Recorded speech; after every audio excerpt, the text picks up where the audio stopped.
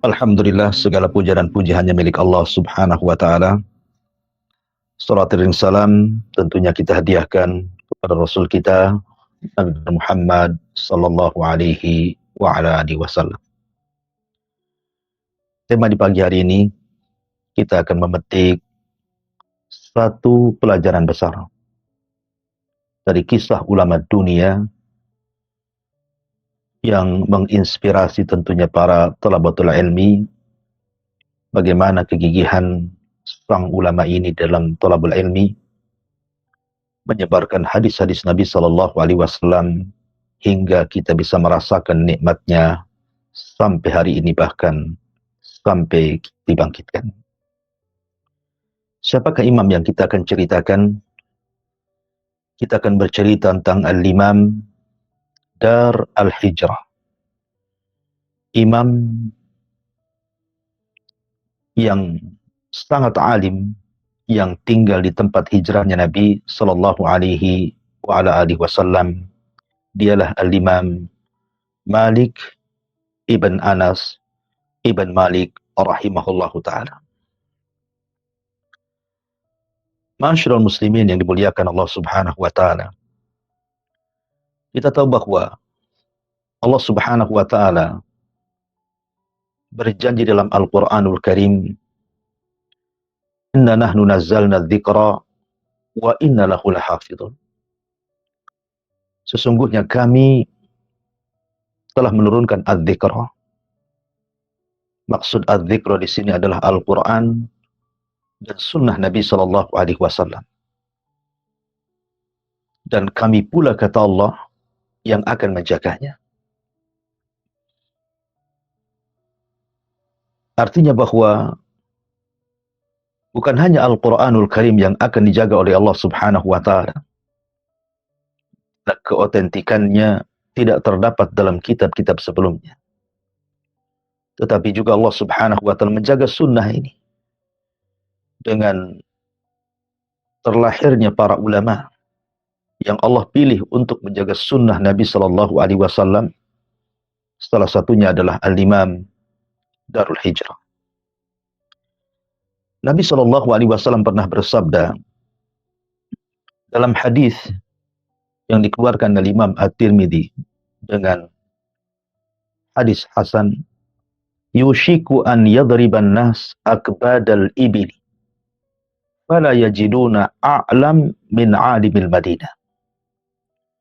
Hampir saja banyak orang yang mengencangkan unta-untanya untuk pergi menuntut ilmu, dan mereka tidak mendapatkan seorang alim yang lebih berilmu daripada seorang alim yang ada di kota Madinah. Ma'asyiral muslimin yang dimuliakan Allah Azza wa Jalla, banyak yang kemudian maksudkan hadis ini adalah isyarat kepada Al-Imam Al-Malik rahimahullahu ta'ala. Karena kita tahu sejarah Imam Malik zamannya, tidak ada orang yang lebih alim dan juga lebih hafal dan lebih menjaga sunnah Nabi sallallahu alaihi wasallam melebihi Imam Malik. Dan itu dilihat daripada pujian para ulama setelahnya, masuk juga murid-muridnya seperti Imam Syafi'i, Imam Ahmad dan yang lainnya. Ma'asyiral muslimin yang dimuliakan Allah Subhanahu wa ta'ala, Imam Malik lahir di permulaan abad pertama. Dia lahir pada tahun 93 Hijriah, artinya dia berada di abad pertama. Maknanya Imam Malik hidup di zaman tabi'at-tabi'in. Dan zaman tabi'ut-tabi'in artinya generasi ketiga setelah Nabi sallallahu alaihi wasallam dan sahabat Rasul, baru kemudian muncul generasi ketiga yang disebut dengan atba'at-tabi'in. Nabi sallallahu alaihi wasallam pernah bersabda, khairun nas qarni, thumma alladhina yalunahum, thumma alladhina yalunahum. Sebaik-baik manusia adalah zamanku. Artinya zaman Nabi sallallahu alaihi wasallam dan para sahabatnya. Kemudian zaman setelahnya para tabi'in, kemudian setelahnya para tabi'ut tabi'in. Artinya Imam Malik masih mendapatkan murid-murid para sahabat Nabi Shallallahu Alaihi Wasallam yang belajar kepada sahabat Rasul, di mana para sahabat adalah murid-murid Nabi Shallallahu Alaihi Wasallam. Artinya jarak Imam Malik kepada Nabi Shallallahu Alaihi Wasallam itu adalah jarak yang sangat pendek sekali. Di mana guru-guru Imam Malik adalah guru-guru para sahabat Nabi Shallallahu Alaihi Wasallam. Bahkan salah satu guru Imam Malik termasuk silsilatul dhahab yang dipuji oleh para ulama hadis, di antaranya Imam Al-Bukhari mengatakan silsilatul dhahab dari Malik an Nafi an Ibni Umar an Rasulullah sallallahu alaihi wasallam. Riwayat Imam Malik yang diambil daripada Nafi, di mana Nafi murid daripada Abdullah ibn Umar dan Abdullah ibn Umar mengambil dari Nabi sallallahu alaihi wasallam. Artinya dia memiliki sunaiyah. Sunaiyah itu jarak antara dia cuman melewati dua ulama. Pertama Nafi, yang kedua Ibnu Umar kepada Nabi Shallallahu Alaihi Wasallam. Dan itu hanya ada pada Al-Muwatta, karya besar Al-Imam Malik rahimahullahu ta'ala. Ma'asyiral muslimin yang dimuliakan Allah Subhanahu wa ta'ala, Imam Malik diberikan keutamaan yang tidak diberikan kepada para ulama sebelum dan setelahnya. Artinya dia ulama besar dan ulama dunia. Salah satunya adalah Imam Malik rahimahullahu ta'ala satu-satunya imam madhab yang tidak pernah rihlah untuk talabul ilmi. Dia mencukupkan bertalabul ilmi di kota Madinah. Dan dia mengambil dari para ulama-ulama Madinah. Dia tidak seperti Imam Bukhari yang rihlah ke sana kemari. Dia tidak seperti Imam Asy-Syafi'i rahimahullahu ta'ala muridnya, ataupun Imam Ahmad yang dikatakan tawafa dunia marrataini. Dia tawaf ke dunia sampai 2 kali. Hatta jama'al musnad, sampai Imam Ahmad mampu mengumpulkan karya besar yang disebut dengan musnad Imam Ahmad. Tetapi Imam Malik hanya belajar di kota Madinah saja. Ia diriwayatkan bahwa dia pernah rihlah ke kota Makkah untuk melaksanakan haji. Tapi dia tidak hendak belajar, hanya haji saja. Tetapi walaupun demikian, Imam Malik mampu menguasai banyak bidang ilmu.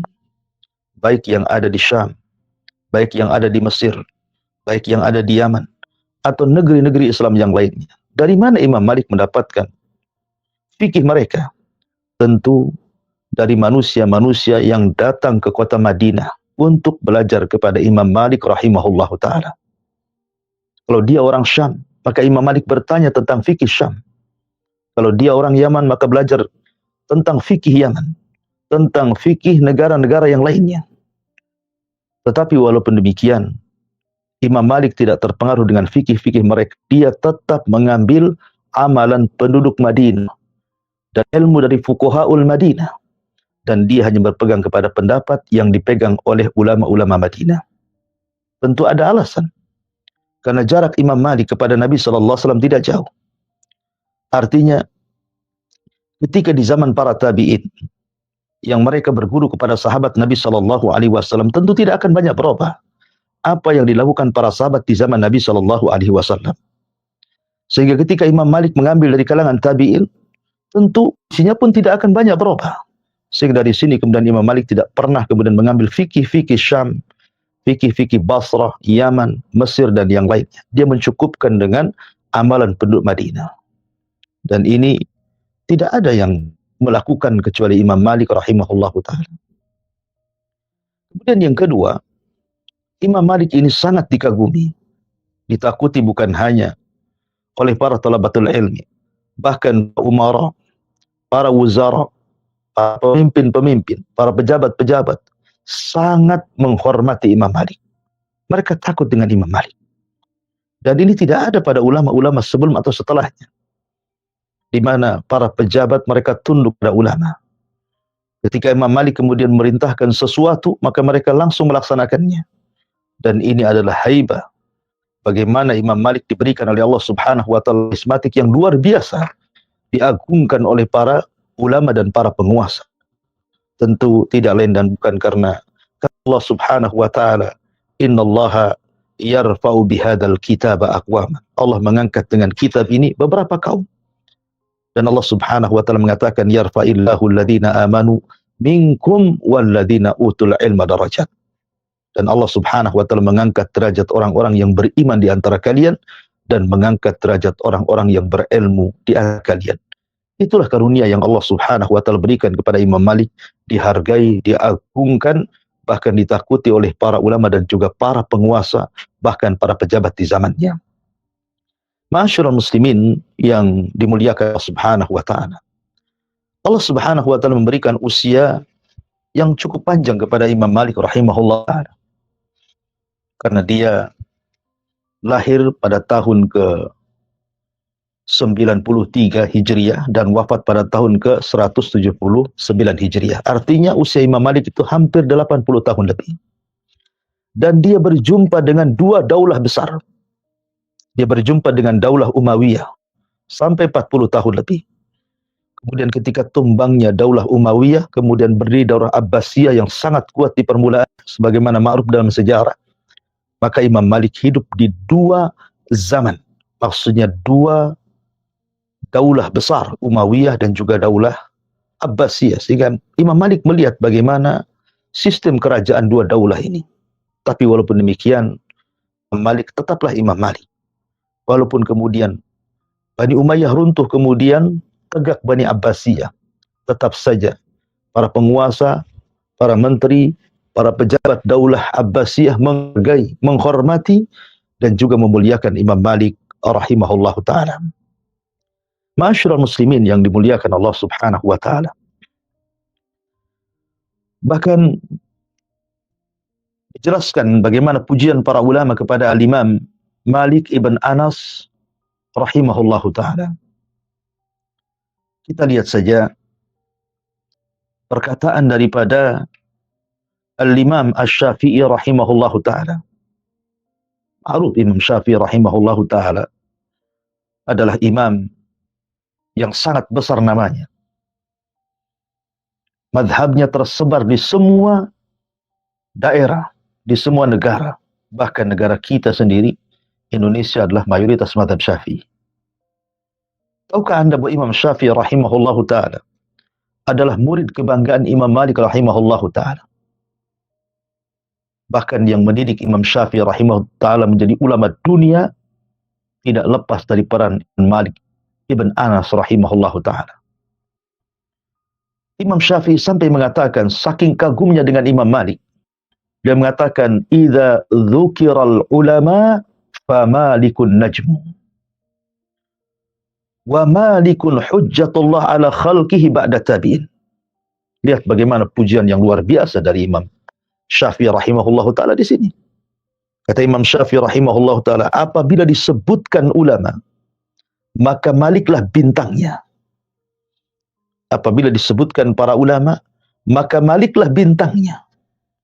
Dan kita tahu bahwa bintang itu fungsinya salah satunya adalah untuk memberikan petunjuk kepada para musafir, para nelayan, orang-orang yang sedang melakukan perjalanan.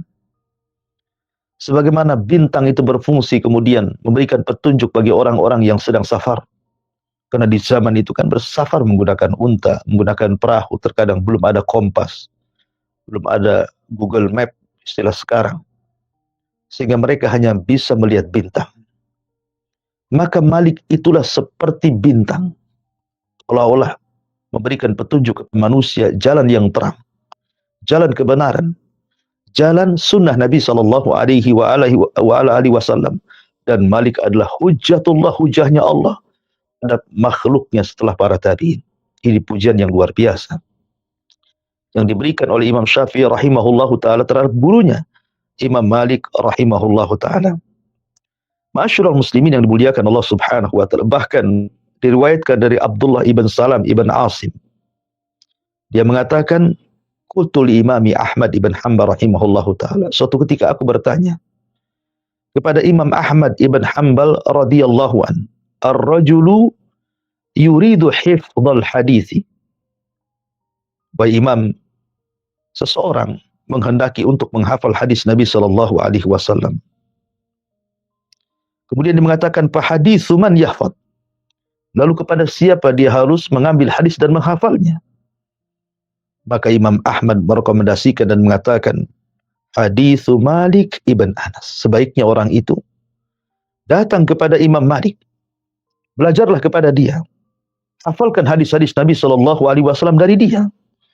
Karena kata Imam Ahmad ibn Hanbal rahimahullah taala, Malik asbat fi kulli syai'. Karena Imam Malik itu semua bidang ilmu sangat-sangat menguasai. Paling mantap. Sehingga Imam Ahmad merekomendasikan kepada Abdullah ibn Asim rahimahullahu ta'ala untuk belajar kepada Imam Malik rahimahullahu ta'ala. Ma'asyiral muslimin yang dimuliakan Allah subhanahu wa ta'ala.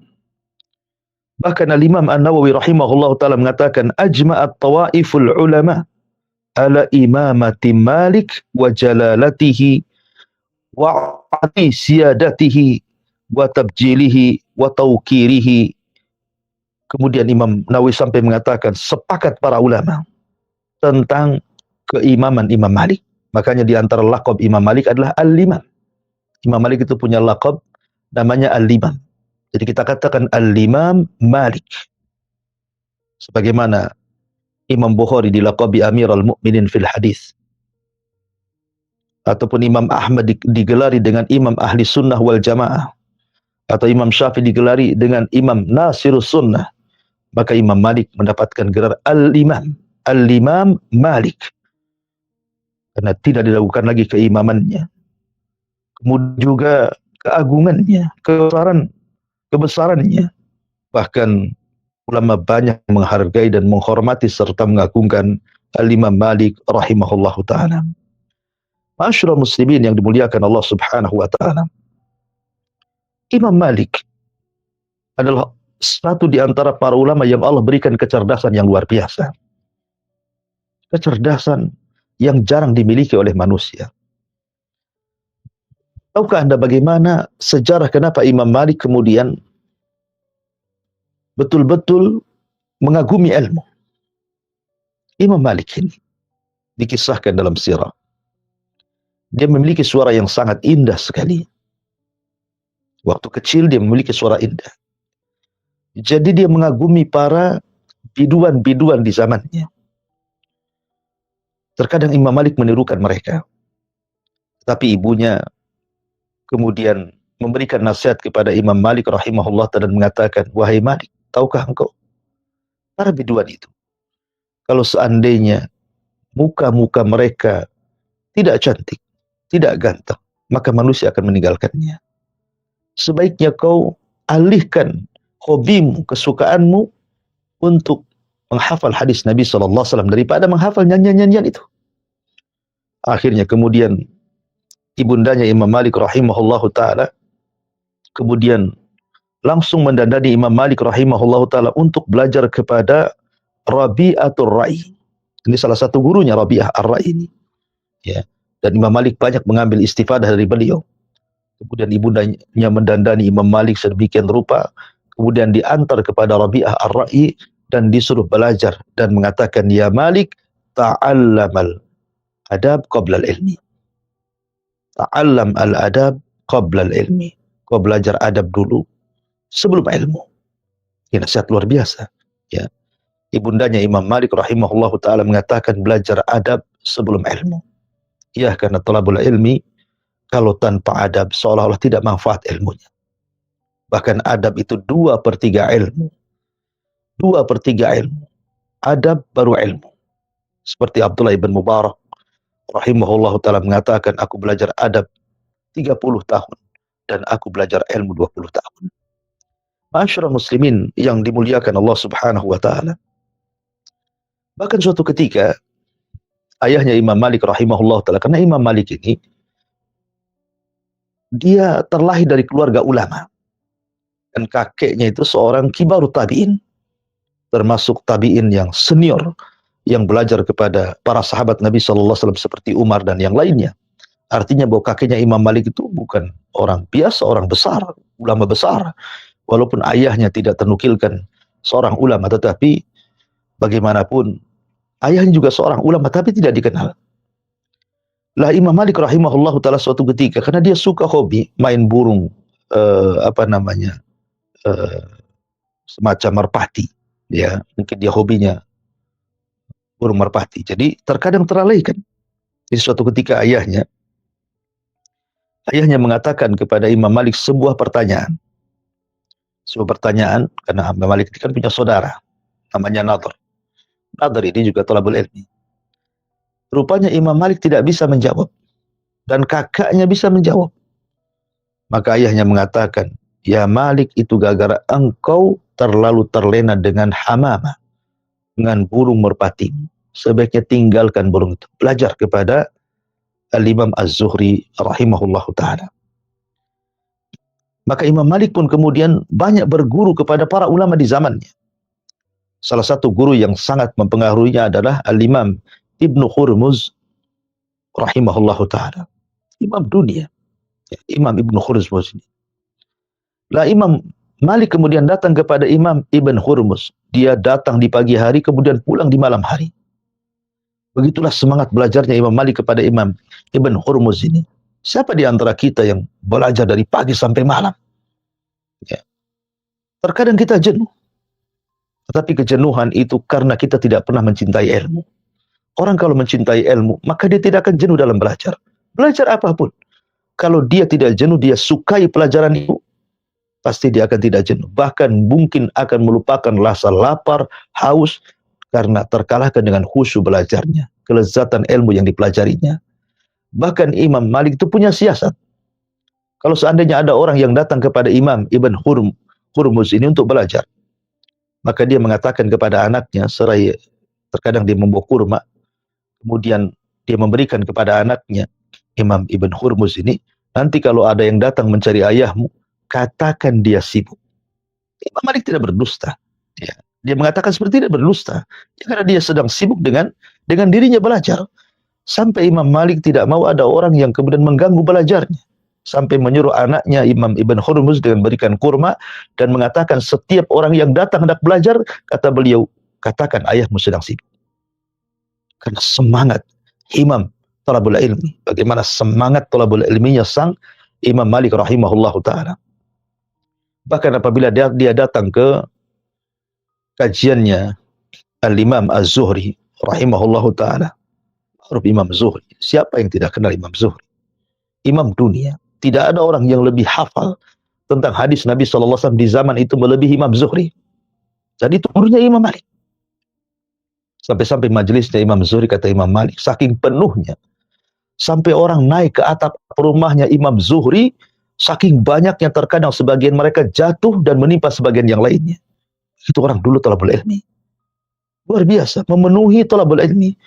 Mana zaman sekarang yang seperti di zaman dulu? Dari mana-mana datang.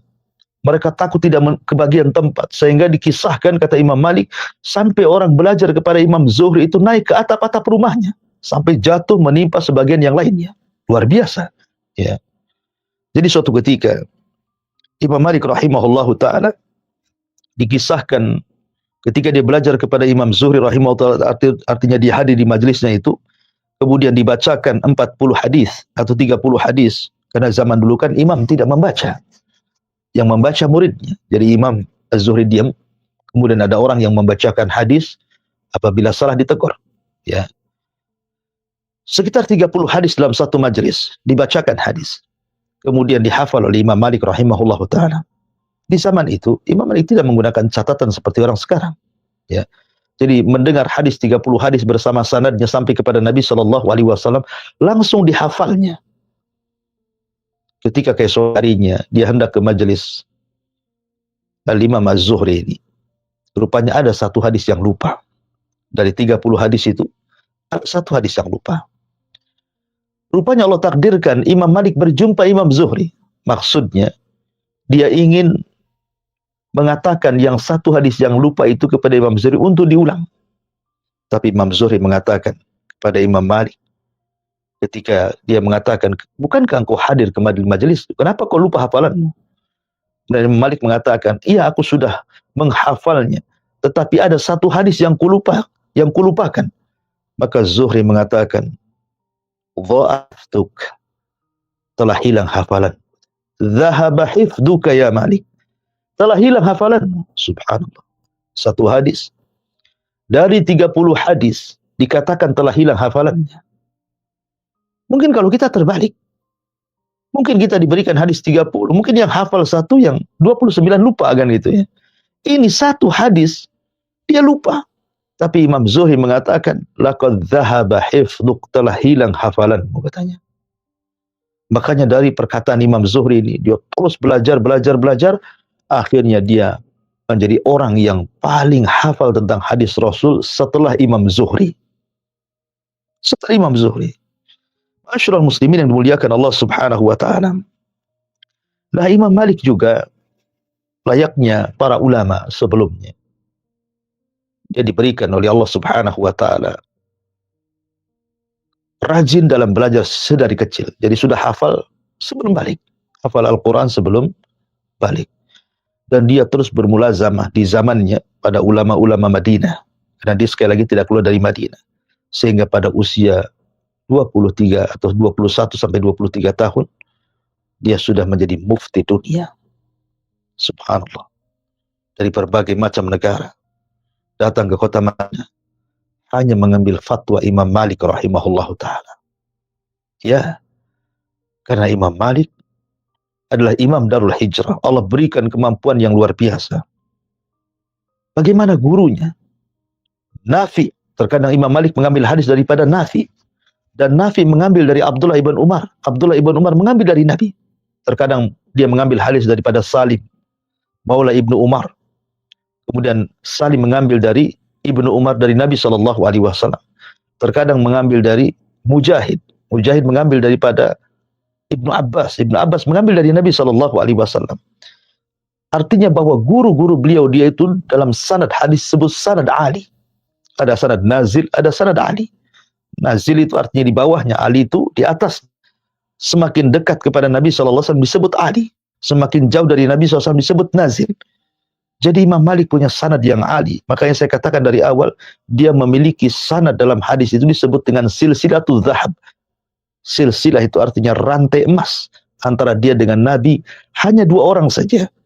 Dan itu dipuji para ulama, salah satunya adalah Imam Bukhari rahimahullahu ta'ala mengatakan silsilatul zahab an Malik, an Nafi, an Ibni Umar, an Rasulillahi sallallahu alaihi wa ala alihi wasallam.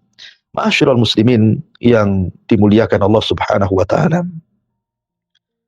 Imam Malik ini adalah seorang ulama yang sangat menghargai hadis Nabi sallallahu alaihi wasallam.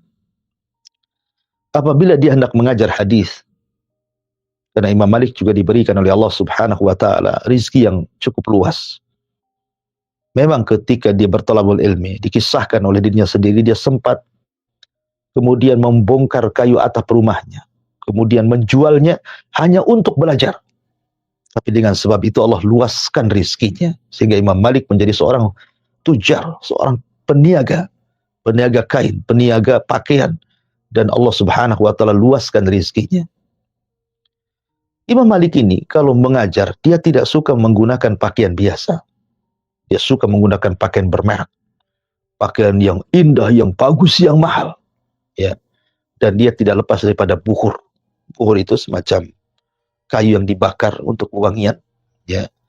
Jadi sepanjang darasnya, sepanjang dia mengajar para talabatul ilmi yang jumlahnya ribuan, sampai yang membaca saja 1000 lebih. Belum yang hadir begitu saja gitu ya. Imam Malik rahimahullah ta'ala tidak lepas daripada pakaian yang indah, yang bagus, yang mahal. Dan bukhurnya tidak lepas sampai selesai kajian. Itu tidak lain karena ingin menghargai hadis Nabi SAW.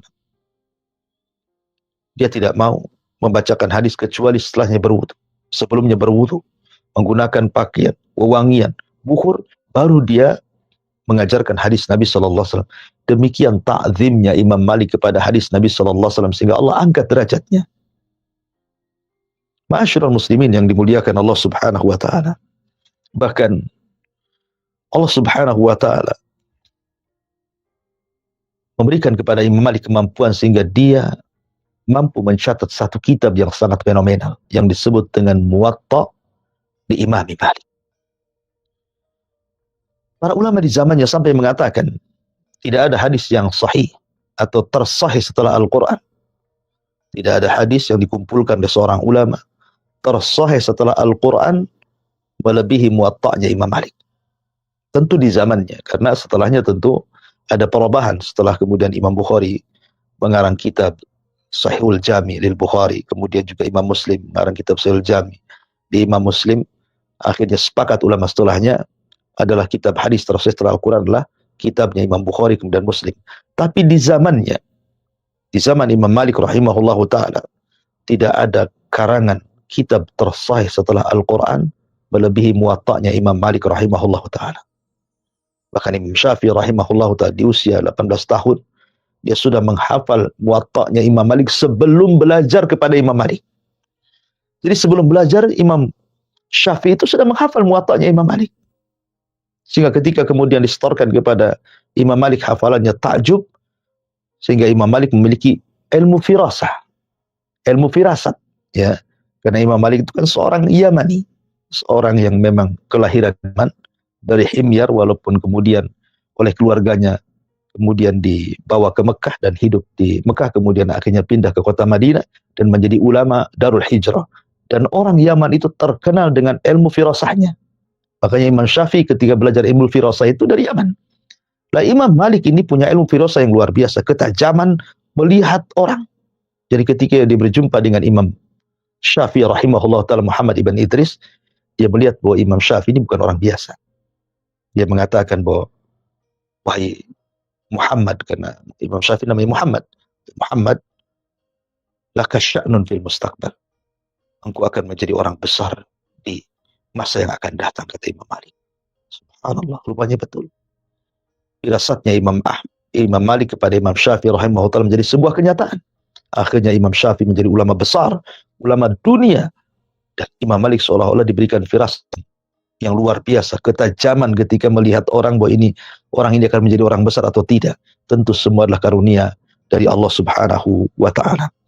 Dan Imam Malik juga belajar kepada para ulama yang luar biasa, seperti di antara guru-gurunya adalah Ibn Shihab, kemudian juga Ibn Hurmuz, kemudian Nafi, Salim, Maula Ibnu Umar, Abdurrahman Ibn Qasim, Muhammad Ibn Abi Bakar, Ayyub As-Sikhtiyani dan yang lainnya.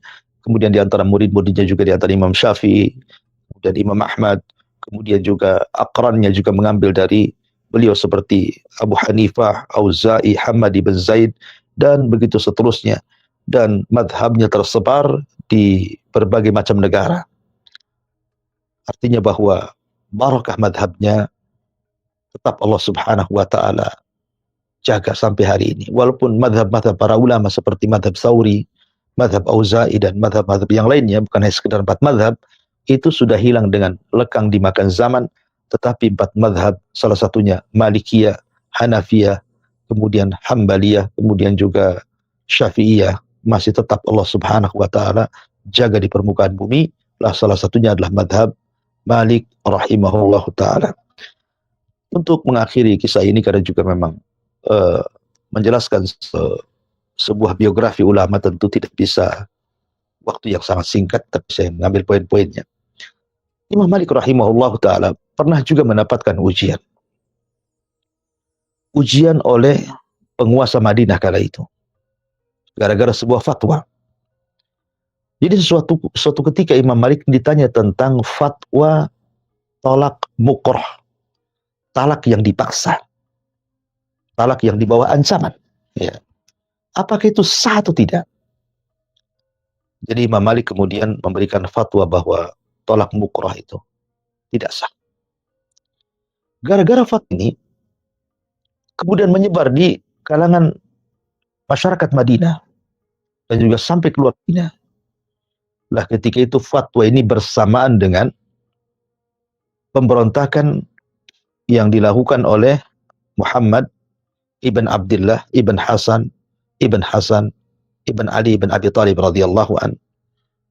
Artinya cicitnya Nabi SAW namanya Muhammad ibn Abdullah ibn Hasan ibn Ali ibn Abi Talib.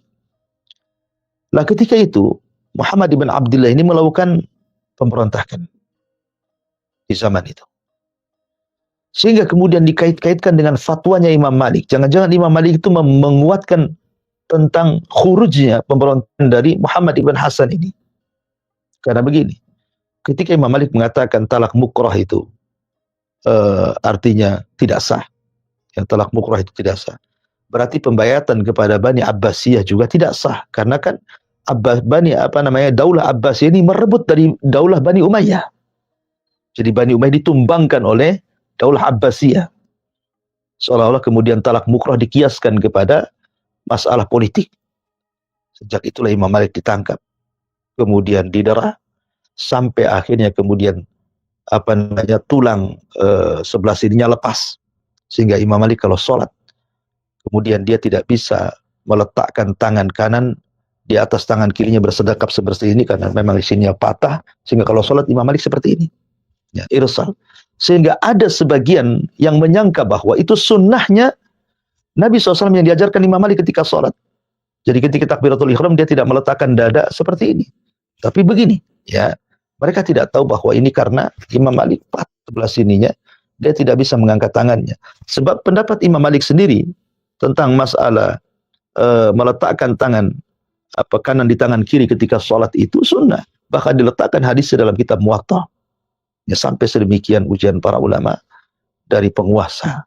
Ya, wallahu a'lam. Ini mudah-mudahan jadi inspirasi bagi kita tentang tokoh besar dalam Islam, Imam Malik Darul Hijrah, dan menambah semangat kita untuk bertolabul ilmi. Bersyukur kita tidak seperti mereka harus belajar ke sana kemari. Kitab-kitab para ulama sudah dicetak, tinggal kita baca, kita pelajari, dan kita dimudahkan semuanya oleh Allah Subhanahu wa taala. Imam Dhahabi rahimahullahu taala mengatakan bahwa kana waqi asmaran dhakhman saminan. Waqi ini kulitnya agak gelap, kemudian besar dan gemuk. Orangnya besar, gemuk, agak hitam. Suatu ketika Waqi ini datang dari Kufah Syam menuju Mekah, dan badannya sudah gemuk, artinya tidak ada aib seorang ulama itu gemuk. Karena terkadang ada orang yang mencacati seorang alim itu karena dia gemuk gitu ya. Apa salahnya dengan gemuk? Masa Ustadz gemuk gitu? Wah, ini pasti itu gitu. Gitu ya. Iya. Maka buktinya Waqi bin Jarrah ini gemuk orangnya. Besar, gemuk gitu ya. Sampai dia berjumpa dengan Fudail ibn Iyadh. Fudail ibn Iyadh, ma'ruf qadhi, berjumpa pula di Mekah. Sama-sama melaksanakan haji. Fudail bin Iyadh sempat mengkritik karena gemuknya badan Imam Waqi ini. Apa katanya Fudail? Ma hadas sam wa anta rahibul Iraq. Kenapa badanmu gede begini padahal engkau adalah seorang rahibnya orang Irak? Artinya rahib ini karena dikenal Waqi ini ahli ibadah. Jawabannya Waqi, hada min farahi bil Islam. Ini karena senangnya hatiku terhadap Islam. Makanya senang itulah yang menjadikan badanku gemuk. Maka Imam Zahabi rahimahullahu ta'ala memberikan catatan bahwa salah satu seseorang menjadi besar badannya itu karena ketenangan hati, bukan karena banyak makan. Orang banyak makan, banyak pikiran, stres, kurus dia ya. Tapi orang senang hatinya, makannya sedikit, gemuk jadi badan tuh. Intinya bahwa gemuk itu bukan aib, bukan cacat. Buktinya Waqi bin Jarrah seorang alim ulama besar di zaman itu, ya gemuk juga badannya. Bahkan Muawiyah bin Abi Sufyan lebih gemuk lagi. Saking gemuknya tidak bisa khutbah berdiri dia. Duduk, ya kan? Karena besar badannya. Masyurul muslimin yang dimuliakan Allah Subhanahu wa taala. Taib, kita masuk siapa Waqi Ibnul Jarrah ini. Waqi namanya Waqi Ibnul Jarrah Ibnu Malih Ar-Ru'asi. Kunyahnya Abu Sufyan Al-Kufi. Dia lahir pada tahun 129 Hijriah. Dan ayahnya ini seorang bendaharawan negara di zaman Khalifah Harun Ar-Rasyid. Jadi ayahnya ini seorang ulama besar, ulama hadis, sama dengan Waqi Ibnul Jarrah, anaknya ulama hadis. Ya kan? Lah, karena dia seorang alim ulama, muhaddisin, dekat dengan Harun Ar-Rasyid. Kedekatan ayahnya dengan Harun Ar-Rasyid itulah menjadikan Harun Ar-Rasyid mengangkat ayahanda Waqi Ibnul Jarrah menjadi bendaharawan, atau mungkin bahasa kitanya menteri keuangan di zaman Khalifah Harun Ar-Rasyid. Dia yang kemudian menjadikan keluar masuknya harta ke Baitul Mal ataupun baitu amwalil muslimin. Itu ayahandanya Waqi Ibnul Jarrah. Lah Waqi Ibnul Jarrah ini adalah ulama besar karena memang guru-gurunya juga bukan kaleng-kaleng. Ya. Dia belajar kepada Imam A'mash. Dia belajar kepada Imam Auza'i. Dia belajar kepada Imam Malik Ibn Anas. Dia belajar kepada Sufyan Ats-Tsauri. Dia belajar kepada Sufyan ibn Uyainah. Dia belajar kepada Hammad ibn Salamah. Dia belajar kepada Israil ibn Yunus dan Abdullah ibn Aun dan banyak lagi gurunya. Tapi cukuplah orang-orang ini kalau disebut memang sudah luar biasa ini. Kalau belajar kepada orang-orang yang saya sebut ini sudah luar biasa. Apalagi Sulaiman ibn Mihran, atau dikenal dengan Al-A'mash rahimahullahu ta'ala. Nanti kita kisahkan siapa Sulaiman ibn Mihran ini. Lah, suatu ketika, karena Waqi ini namanya anak seorang ahli hadis, ya tentu namanya ayah ingin menjadikan anaknya penerus dirinya. Lah, kecintaan Imam Waqi kepada ilmu itu sudah nampak sejak kecil. Makanya bapaknya kemudian menyuruh Imam Waqi untuk belajar kepada A'mash. Kata bapaknya, pergi kau ke A'mash, minta hadis kepada dia, belajar kepada dia, mulazamahlah dengannya.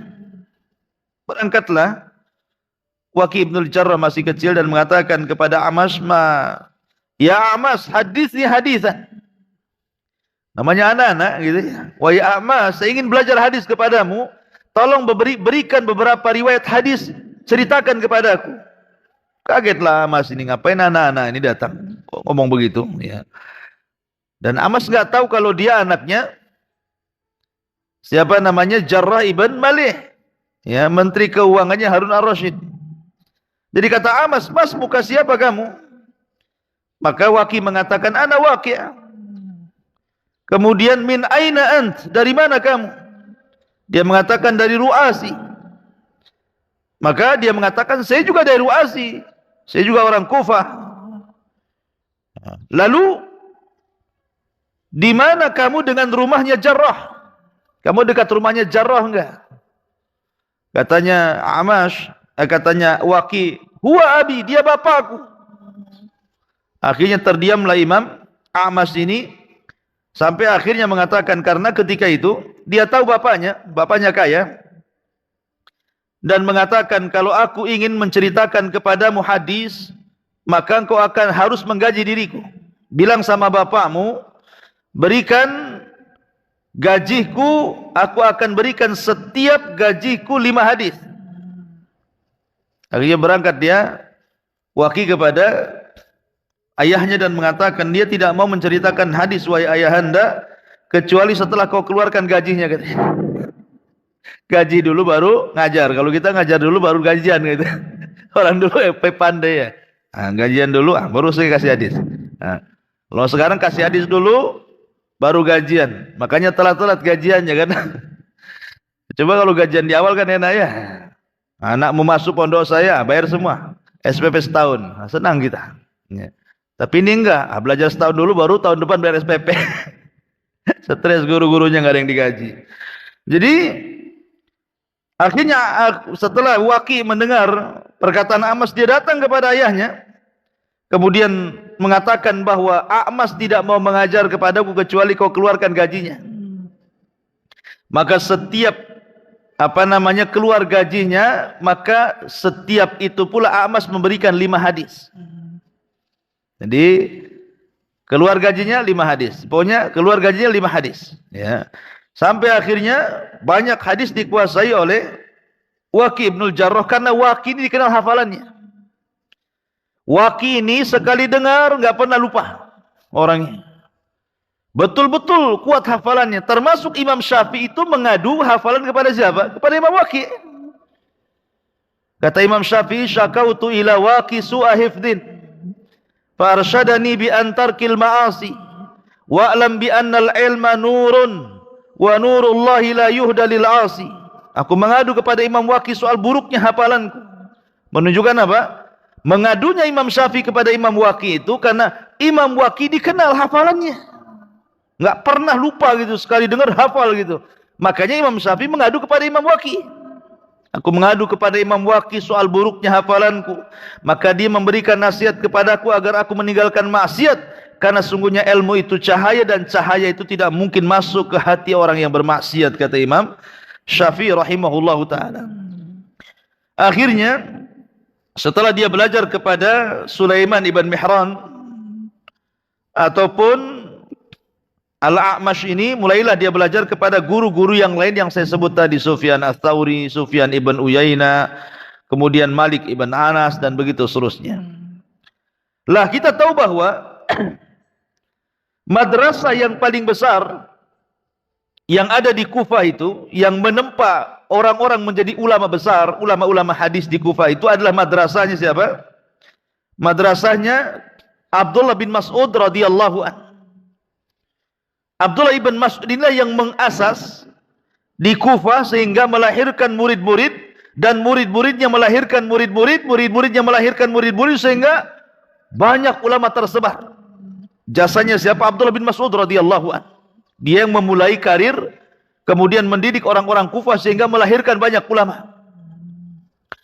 Lah kita tahu bahwa Abdullah bin Mas'ud radhiyallahu anhu ini adalah orang yang paling mirip Nabi sallallahu alaihi wasallam di dalam hadyihi wa samtih, kata ulama. Orang yang paling meniru Nabi dalam segala hal. Dalam segala hal ditirunya oleh Abdullah bin Mas'ud itu Nabi sallallahu alaihi wasallam. Ya, baik akhlaknya, baik perilakunya, dan begitu seterusnya. Lah Ibrahim ibn Yazid An-Nakhai, ulama setelahnya, muridnya Abdullah bin Mas'ud, adalah orang yang persis akhlaknya seperti Abdullah bin Mas'ud. Kemudian datang Mansur ibn Mu'tamir, itu akhlaknya persis seperti Ibrahim ibn Yazid An-Nakhai. Kemudian datang Sufyan Ats-Tsauri. Sufyan Ats-Tsauri ini akhlaknya lebih mirip dengan Mansur ibn Mu'tamir. Kemudian setelah Sufyan Ats-Tsauri meninggal, datang Waki Ibnul Jarrah. Dia lebih mirip akhlaknya dibandingkan Sufyan Ats-Tsauri. Makanya ketika Sufyan Ats-Tsauri meninggal, dialah yang kemudian menggantikan ulama di Kufah, Waki Ibnul Jarrah ini. Ma'asyiral muslimin yang dimuliakan Allah Azza wa Jalla. Taib, Waki Ibnul Jarrah ini dikenal memang orangnya suka puasa, ya, tapi tidak kurus juga badannya. Dia bahkan dikatakan yasumu dahra. Dia puasa setiap hari. Dia buka itu cuma Idul Fitri, Idul Adha, Yaumus Syak. Selebihnya puasa. Ya. Tapi ya enggak kurus-kurus gitu ya. Jadi kalau orang puasa diet, ya buktinya nih enggak kurus-kurus juga ya, Waki, tetap aja gemuk gitu ya. Karena memang yang menjadikan gemuk itu hati senang. Kalau hati susah, banyak makan pun kurus.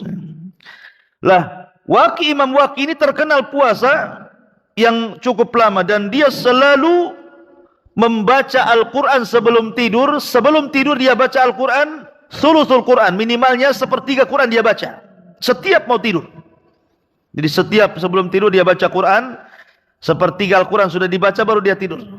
Nanti dia terbangun tengah malam, maka dia kemudian melanjutkan bacaan Al-Quran sehingga dalam seminggu itu berkali-kali khatam.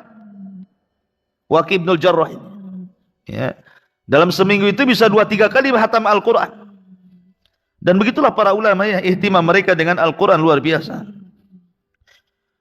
Lah suatu ketika ikhwatu fillah muliakan Allah Azza wa Jalla, bahwa Imam Waqi' ibnul Jarrah ini,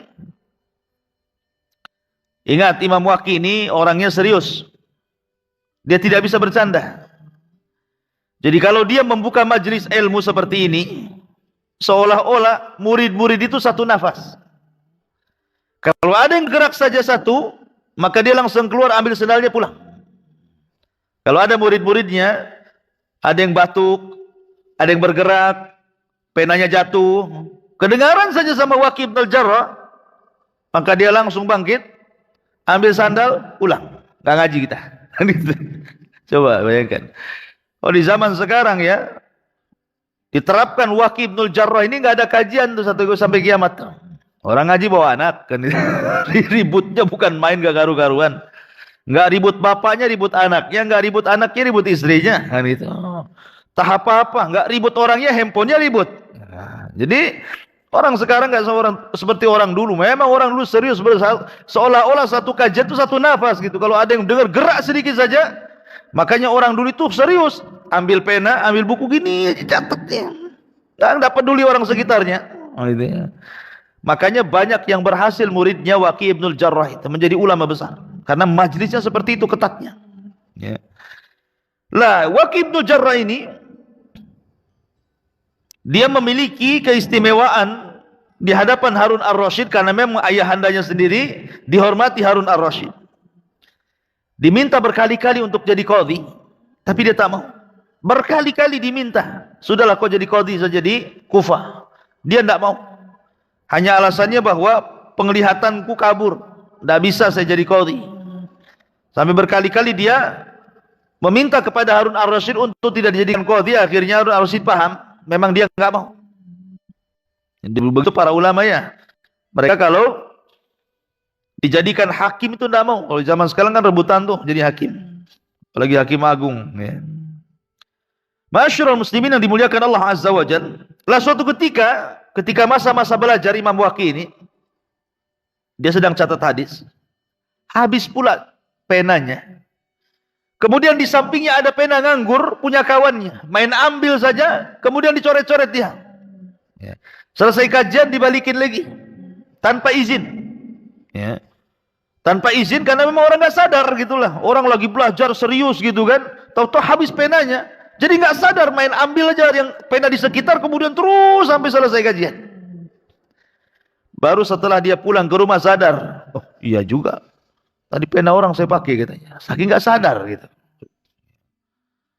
Gosop bahasa kitanya, ya. Akhirnya kemudian dia pulang, dia minta kepada ayahnya uang beberapa dinar, didatangi orang yang punya pena dicari, habis itu diganti dengan beberapa dinar yang kalau dia beli 100 pena bisa. Karena dia sudah memakai pena tanpa izin, seperti itu. Kemudian juga kita tahu bahwa mazhabnya Waqi' ibnul Jarrah ini lebih banyak terpengaruh dengan mazhab Hanafiyah. Mazhab Hanafi, karena maklum di Syam, ya. Sehingga selalu bermasalah, berselisih dengan Sufyan ibn Uyainah yang ada di Mekah. Karena kita tahu bahwa lebih dekat kepada mazhab ahli hadis gitu, dengan Malikiyah sana kan. Sementara Syam ini kan Hanafiyah. Jadi ada cekcok antara Waqi' ibnul Jarrah dengan Sufyan ibn Uyainah dan ulama Mekah khususnya. Karena kita tahu mazhab Hanafi beda cara pandangnya di zaman itu. Jadi sebab inilah akhirnya Waqi' ibnul Jarrah ini mendapatkan mihnah, ujian besar, hampir dibunuh. Jadi suatu ketika dia haji, ketika haji itu berkumpullah orang-orang Mekah. Kesalahannya satu, Waqi' ibnul Jarrah ini. dia meriwayatkan hadis Nabi Shallallahu Alaihi Wasallam yang hadisnya itu adalah palsu. Ya, dhaif mungkin ya, hadisnya dhaif. Artinya tidak sampai kepada dia tentang ilmu hadis itu. Dia sangka hadis itu sahih. Tapi menurut orang-orang Mekah itu hadis itu lemah. Bahkan hadis itu membahayakan, cenderung menghina Quraisy. Jadi ketika dia membacakan hadis itu, marah orang-orang Quraisy itu. Akhirnya kemudian mereka meminta kepada Utsmani yang menjadi gubernur Mekah kala itu agar menangkap Waqi' ibn al-Jarrah dan membunuhnya karena dia sudah jadi zindik katanya. Betul-betul ditangkap Imam Waqi' ini. Lalu ditangkap, dimasukkan ke penjara. Kemudian setelah digodok pasal-pasal tertentu yang cocok untuk diterapkan kepada Imam Waqi', keluarlah putusan bahwa Imam Waqi' harus dibunuh. Maka disiapkan satu tiang gantungan, mau disalib. Gitu ya. Lah mendengar bahwa Waqi' ibn al-Jarrah ini mau disalib, mau dihukum oleh Khalifah Utsmani, Gubernur Utsmani yang memimpin Mekah kala itu, Sufyan ibn Uyainah ini mendengar. Padahal Sufyan ibn Uyainah dengan Imam Waqi' ini selalu gaduh. Pendapatnya selalu berlainan gitu kan. Maka beranjaklah Sufyan ibn Uyainah ini datang kepada Khalifah Utsmani dan mengatakan, salah apa Waqi'? Kenapa kalian akan gantung dia? Kata Khalifah Utsmani, menurut Fulan bin Fulan, para ulama kita, dia sudah menyimpang. Dia sudah meremehkan orang-orang Quraisy, bahkan dia meragukan tentang Rasulullah, dia zindik, patut untuk dibunuh. Hukuman mati. Kata Waqi' ibn al-Jarrah, dia menjelaskan kepada Khalifah Utsmani dan mengatakan, ya Khalifah, Anda tidak tahu siapa Waqi'. Waqi' itu adalah Imam Syekhul Islam, Imamul Kufah. Dia adalah Syekhul Islam, imamnya orang-orang Kufah. Lau halakal Waqi' halakal Kufah. Kalau seandainya orang ini hancur, hancurlah orang Kufah. Dia orang satu-satunya yang alim di Kufah. Bebaskan dia. Kata Utsmani, tidak bisa. Saya sudah putuskan dia harus mati. Akhirnya dijelaskan sama Sufyan ibn Uyainah ini, ya Khalifah, kamu tidak tahu bapaknya Imam Waqi' itu siapa? Dia adalah Menteri Keuangan, orang dekatnya Harun ar-Rasyid. Kalau kau bunuh anaknya, siap-siap aja kau berhadapan dengan bapaknya. Takut-takuti dengan bapaknya. Ya. Kamu ini masih di bawah kekuasaan Harun ar-Rasyid, jangan macam-macam. Bapaknya Menteri Keuangan loh ya.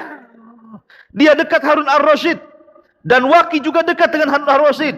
Kalau mereka dengar kau bunuh Waqi', masalah kamu jabatanmu. Wow, baru pusing dia dengar gitu kan. Dia baru tahu siapa Al-Waqi' ibn al-Jarrah ini. Mikir, akhirnya nggak jadi. Takut kekuasaannya digoyang. Kemudian dilepas. Ya. Ketika dilepas itulah para ulama yang tidak cocok dengan dia marah kepada Khalifah Utsmani. Kenapa kau lepaskan si zindik itu? Macam-macam ceritanya. Dan subhanallah, memang para ulama itu ada saja ujiannya. Akhirnya Sufyan ibn Uyainah mengatakan, fir wala ta'ud. Lari, jangan kau balik lagi ke sini katanya. Ya, katanya. Lari, jangan kau balik lagi ke sini. Fir wala ta'ud. Suruh pulang ke Kufah, jangan balik lagi. Dari situlah maka akhirnya dia dipersulit untuk haji. Karena tahu dia ada kasus di Mekah ya. Sampai suatu ketika pernah haji sekali lagi, tapi setelah itu di perjalanan kemudian dia meninggal dunia.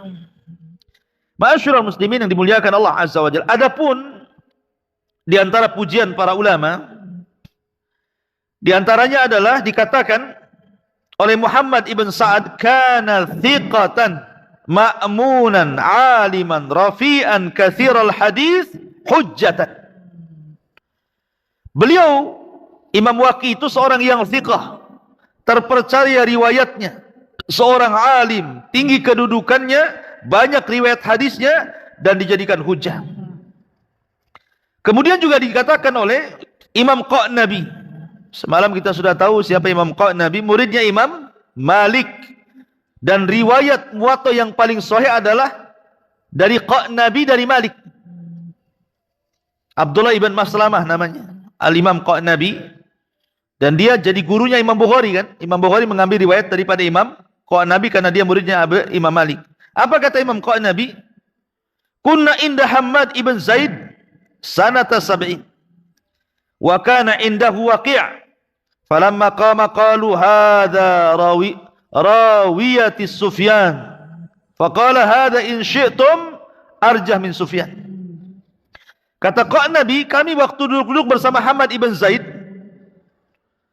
maka ketika kemudian Waqi ketika itu berada di situ kemudian pergi dari majelis.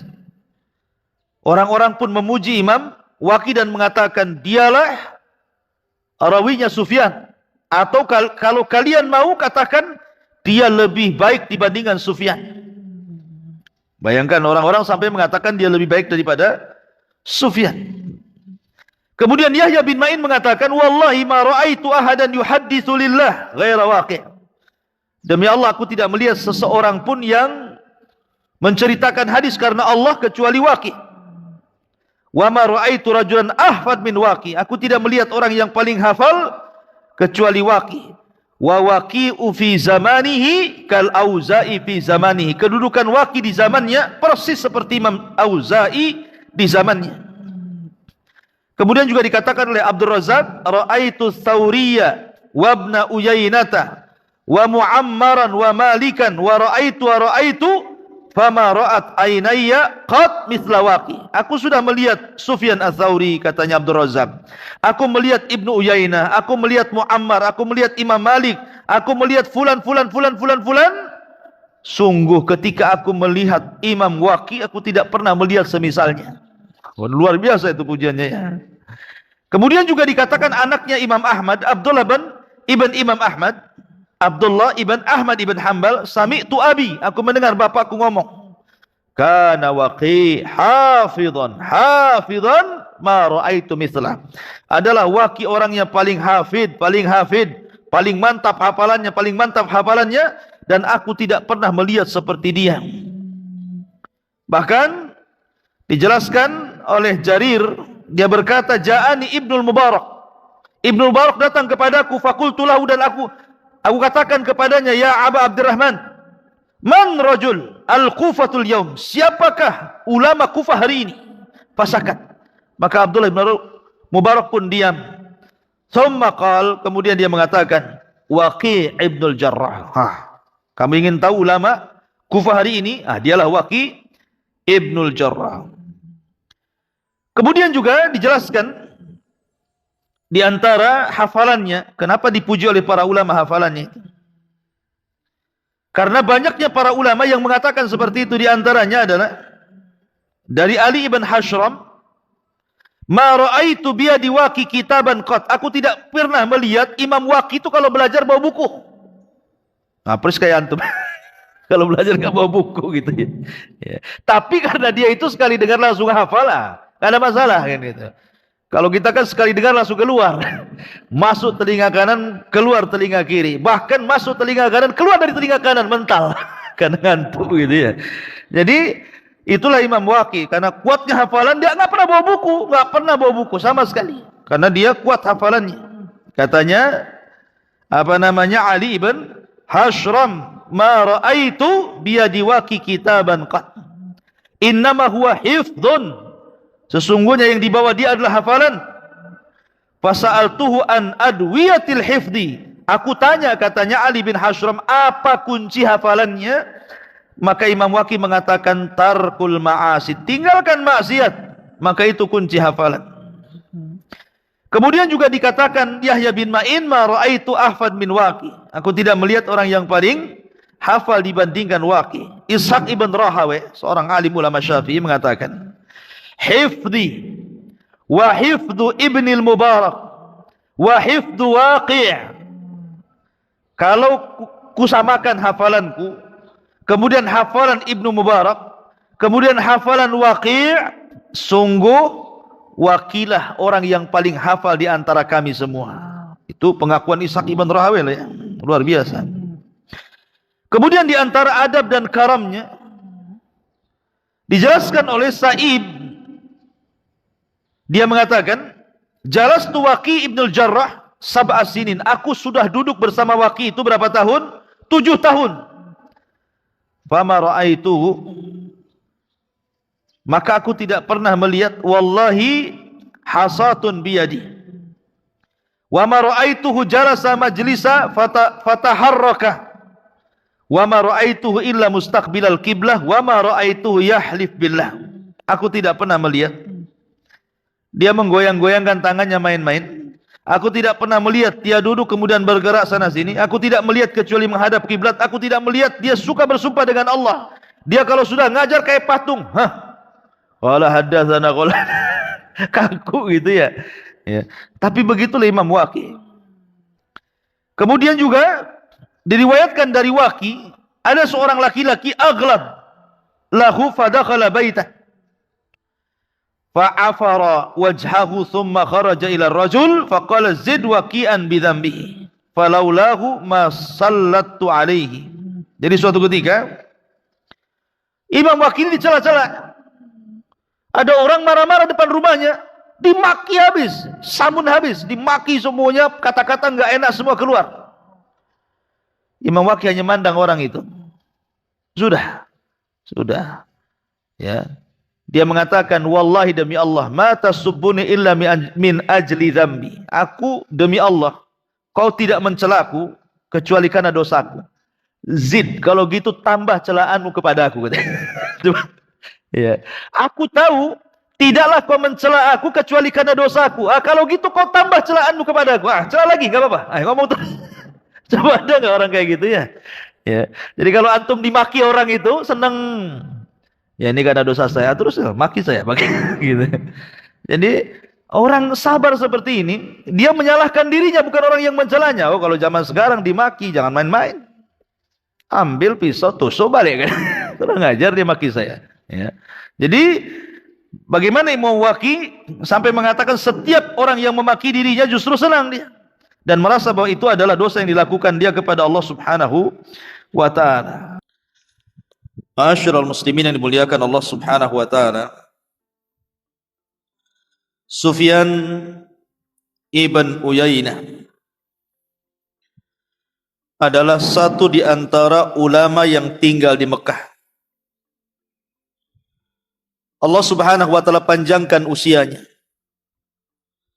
Sampai-sampai teman-teman atau kawan-kawan sezamannya dari kalangan para ulama meninggal dunia. Dan dia tetap diberikan usia yang panjang. Apabila bertanya kepada orang Yaman, masih hidupkah ulama fulan? Maka orang-orang Yaman mengatakan telah meninggal. Apabila dikatakan kepada penduduk Irak, masih hidupkah ulama kalian yang ada di Irak? Maka mereka pun mengatakan telah meninggal. Dan begitu seterusnya. Kecuali Sufyan ibn Uyainah Allah berikan usia panjang. Sehingga kala itu dialah satu-satunya ulama yang ada di permukaan bumi yang paling alim. Karena sudah tidak ada lagi orang yang hidup sezamannya. Dia sendiri hidup. Sehingga tidak ada majlis yang paling banyak dihadiri para talabatul ilmi melebihi majlisnya Sufyan ibn Uyainah ini. Satu dunia tumplek kekeh. Hanya ingin belajar kepada Sufyan ibn Uyainah karena para ulama sezaman dengan dia meninggal dunia. Sehingga tujuan para talabatul ilmi dari berbagai macam penjuru dunia, dari Kufah, dari Basrah, dari Yaman, dari Syam, dari Wara'an Nahar, dari mana-mana negeri, datang ke Mekah itu hanya ingin belajar kepada Sufyan ibn Uyainah, sehingga yang belajar kepada dia khalqun katsir, makhluk yang sangat banyak tidak terhitung jumlahnya, saking banyak. Ma'asyiral muslimin yang dimuliakan Allah Azza wa Jalla. Sufyan ibn Uyainah adalah ayahnya. Dijelaskan bahwa Uyainah tinggal di Kufah di Irak. Lah ayahnya Uyainah ibn Abi Imran ini dijelaskan bahwa dia seorang penjual emas, tukar emas dengan perak, bahasa kitanya money changer lah, bahasa Arabnya soirafi namanya, kalau bahasa kitanya money changer.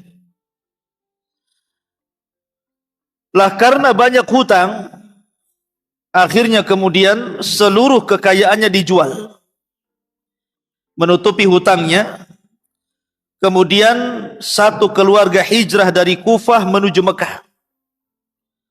Ketika itu Sufyan usianya masih 3 tahun dan memiliki beberapa saudara. Ada yang mengatakan 4 bersaudara, ada yang mengatakan 6 bersaudara. Sufyan ini paling bungsu, dan ketika sampai di Mekah usianya 3 tahun.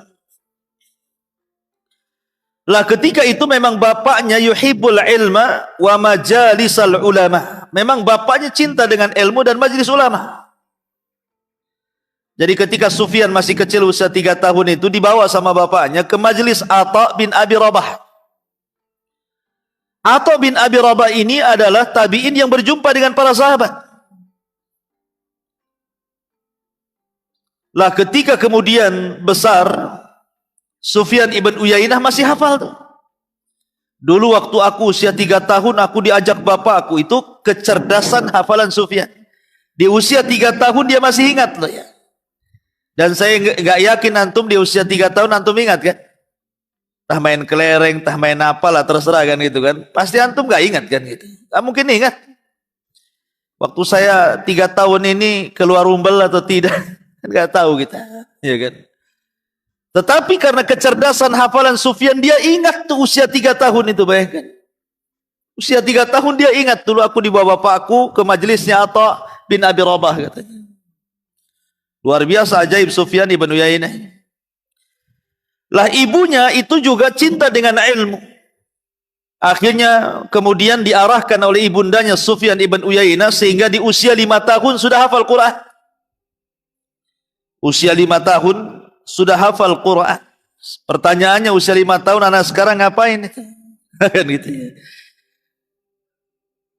Usia 5 tahun anak sekarang ya jajan kerjanya, apalagi ke warung busri itu. Anak-anak kecil ya. Ya, 5 tahun gitu ya. Tapi Sufyan ibn Uyainah ini 5 tahun sudah hafal Quran. Luar biasa.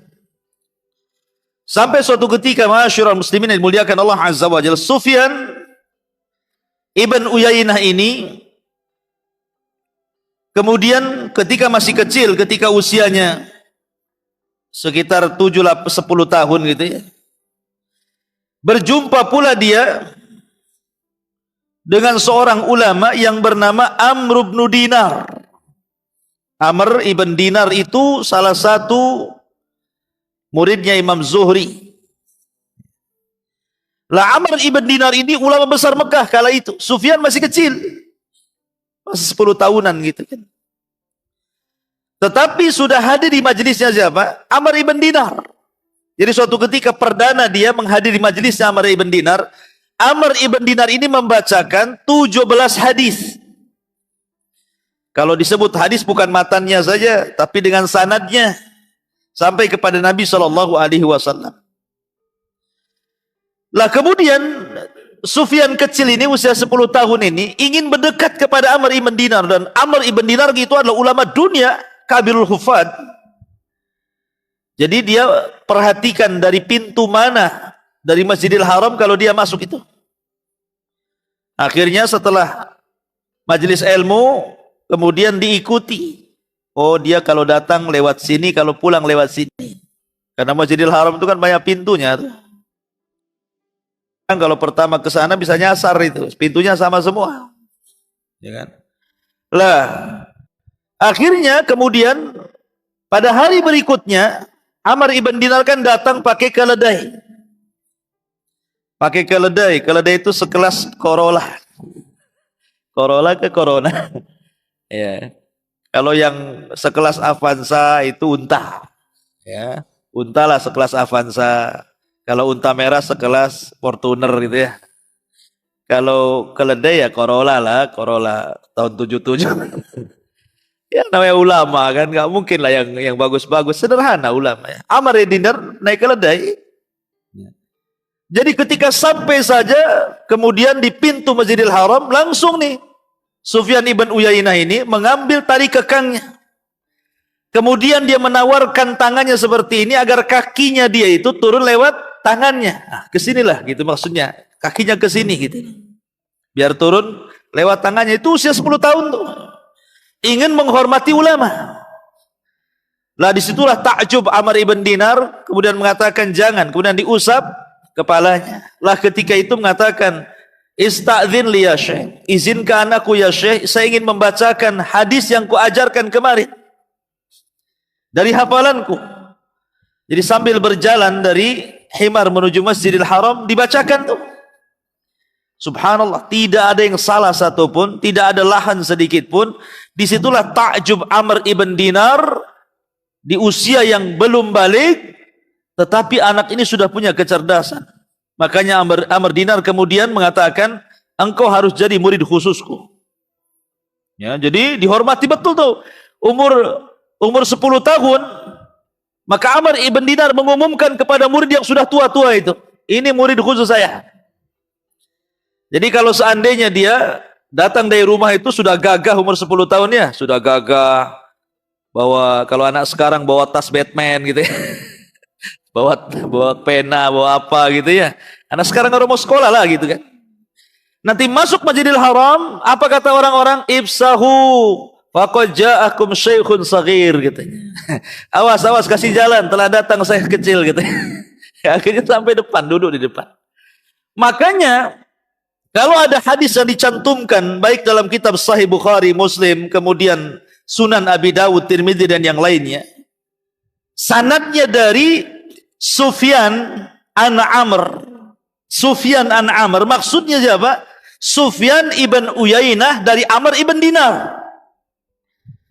Ya, kalau ada kalimat haddatsana Sufyan an Amrin, berarti maksudnya Sufyan ibn Uyainah dari Amr ibn Dinar, bukan Sufyan Ats-Tsauri.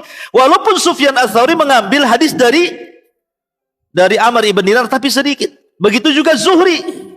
Ya. Pada ulama besar tuh. Kenapa? Karena Sufyan ibn Uyainah ini memang melazimkan dirinya dengan hadis-hadis Amr ibn Dinar. Maka dalam hadis, kitab-kitab hadis, baik kutubus sunan gitu kan, ataupun kutubus sahih, biasanya ada kalimat an Sufyan an Amri ibn Dinar. Maksudnya Sufyan ibn Uyainah, bukan Sufyan Ats-Tsauri. Ya. Ma'asyiral muslimin yang dimuliakan Allah Azza wa Jalla. Maka ketika usia 15 tahun, maka ketika itu kan dia sudah belajar ke banyak ulama tuh. Berjumpalah dengan Mis'ar ibn Kidam, seorang ulama Mekah juga, Mis'ar ibn Kidam. Disuruhnya apa? Ngajar, kamu sudah jadi syekh, itu usia 15 tahun tuh. Kenapa kamu tidak memberikan fatwa? Saya masih kecil katanya, 15 tahun gitu. Ngecil gimana? Kamu sudah belajar kepada Amr ibn Dinar, kamu sudah belajar kepada Zuhri, kamu sudah belajar kepada ini, itu macam-macam. Berikan fatwa di Masjidil Haram. Tapi dia tidak mau.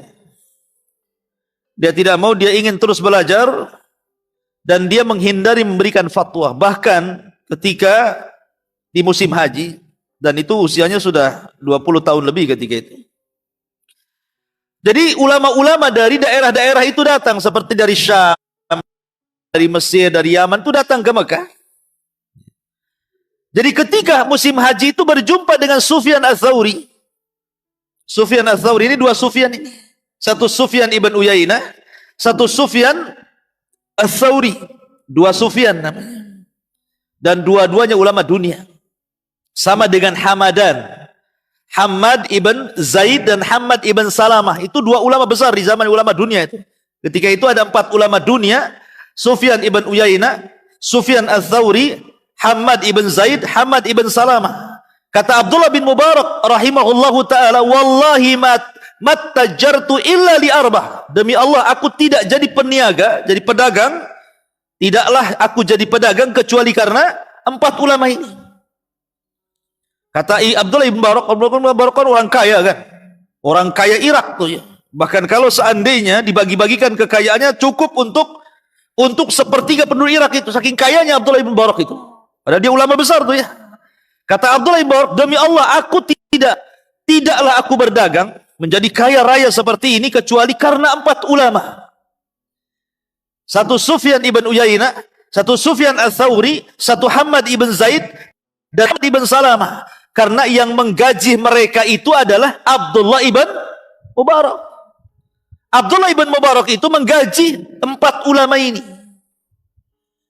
Walaupun yang digaji bukan hanya 4 ulama, ada 500 ulama lebih digaji. Salah satunya Fudhal bin Iyad, sudah saya ceritakan. Tetapi tujuan utama menggaji itu 4 ulama ini. Jadi tiap bulan dikirim duit itu. Harusnya di masa corona ini bukan ojol saja yang diperhatikan ya. Harusnya Pak Ustadz juga diperhatikan harusnya. Karena Ustadz juga manusia. Ustadz juga manusia. Perlu makan ya. Perlu makan, perlu beras. Ini yang ojol aja. Apa Ustadz harus jadi ojol dulu baru dibantu? Iya, Ustadz ini harus dipakaikan dulu helm ojol lah, baru dapat tentu bantuan. Kalau belum pakai helm ojol belum dapat. Ya. Ma'asyiral muslimin yang dimuliakan Allah Azza wa Jalla. Baik. Jadi Sufyan ibn Uyainah kembali. Sufyan ibn Uyainah subhanallah ya, kawan. Banyak kisah-kisah yang bisa kita ambil. Di antaranya sebelum saya kisahkan saya akan sebutkan beberapa pujian para ulama. Pertama berkata Ibnul Mubarak ketika bicara tentang Sufyan ibn Uyainah.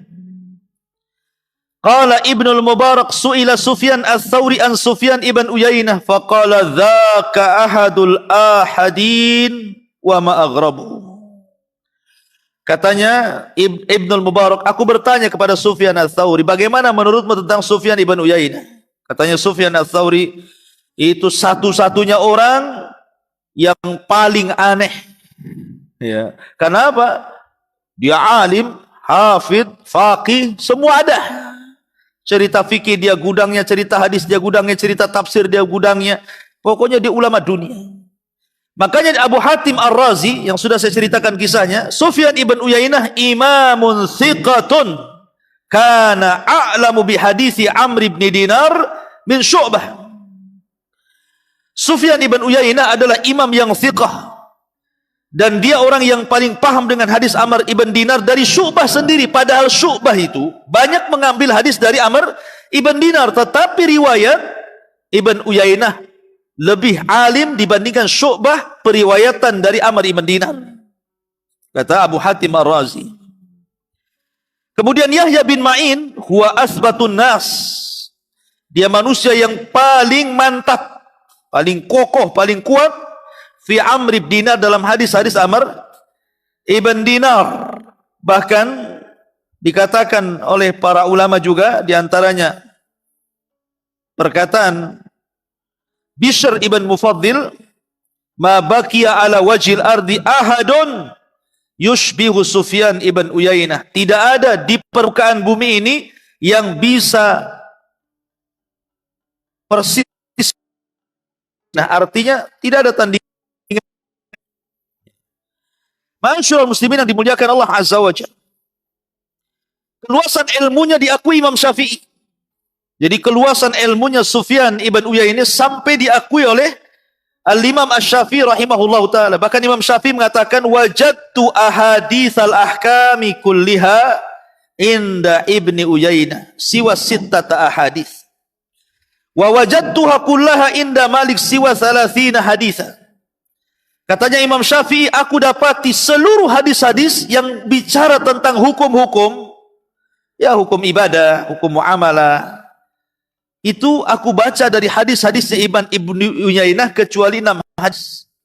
Begitu juga aku dapati banyak hadis-hadis dari Malik kecuali 30 hadis.